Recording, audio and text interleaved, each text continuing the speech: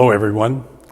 Welcome to Coffee Talk number 5 as we continue our tour of our beautiful church as we have reached the end of our Restore and Renew campaign.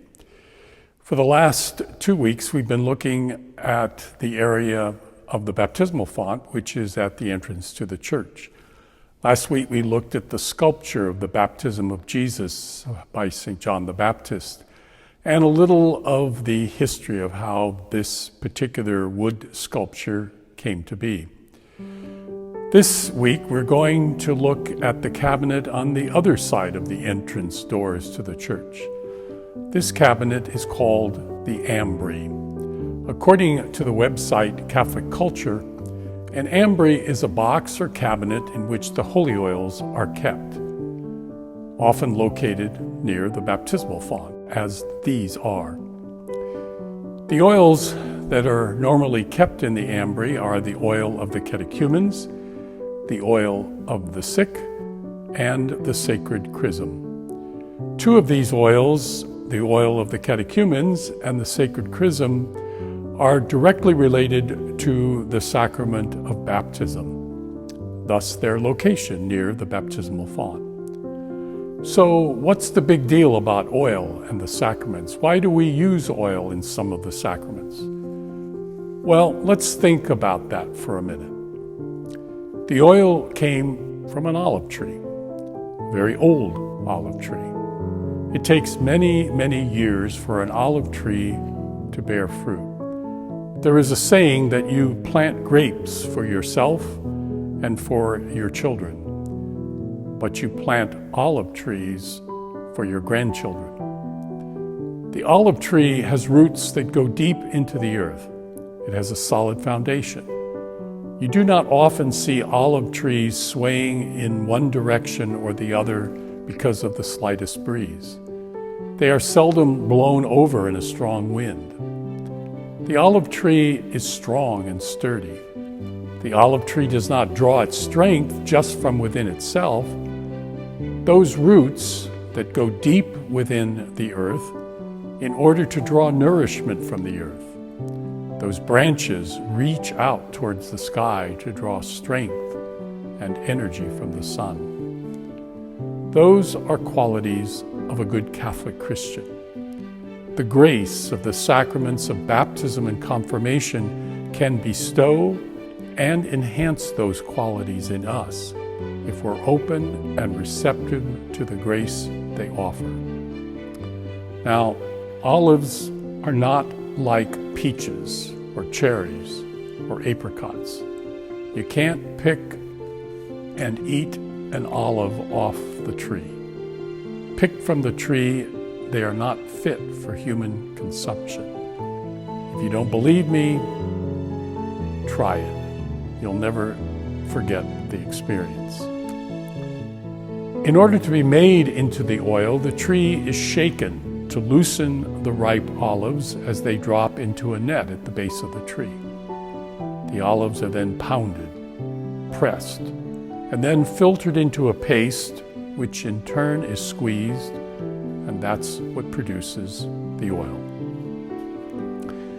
Now, this little agricultural lesson is a kind of metaphor about why we use oil in some of the sacraments and about the Christian life. The faith we received in our baptism is very ancient. It's based on the solid foundation of Jesus Christ, the Son of God, and the teachings of the church that Jesus established. Our faith and our love of Christ, like the olive tree, must not sway at every whim or fancy.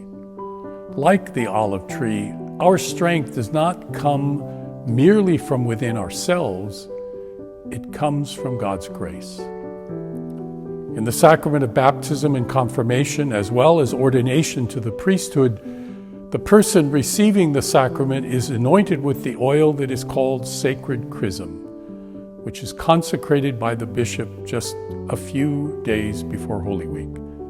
And then it's distributed to all the parishes of the diocese to be used in the sacraments of baptism, confirmation, and in the ordination of priests. Now, what's the message of using this oil? Well, first of all, oil has important connections to the Old Testament. Kings and prophets were anointed with oil to signify that they were set apart for special duty and service. Any of you who might have watched the coronation of the new King of England might have noticed that oil was poured over his head as part of the coronation ceremony. Each of us were anointed at our baptism because henceforth we belong to Jesus Christ and set apart, consecrated for service as one of his disciples. Additionally, we know that oil soothes and heals. Oil anoints and cleans. Oil soothes away rough edges. Oil can give light and warmth when it is burned. These are all symbolic representations of what the grace of these sacraments can bring about in us. Oil can also have medicinal purposes to soothe aching joints and muscles. Think Bengay, Tiger Balm, Aspercreme.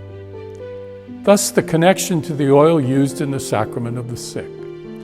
The sacrament of the anointing of the sick can do for us in a spiritual sense what oil can do for us in a physical sense.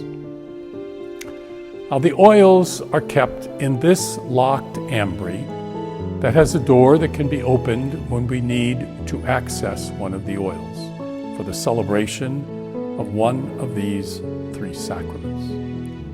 Additionally, priests keep a small amount of the oil of the sick in a small container, which is more convenient when we anoint the sick in their home, in a hospital, or in a care facility.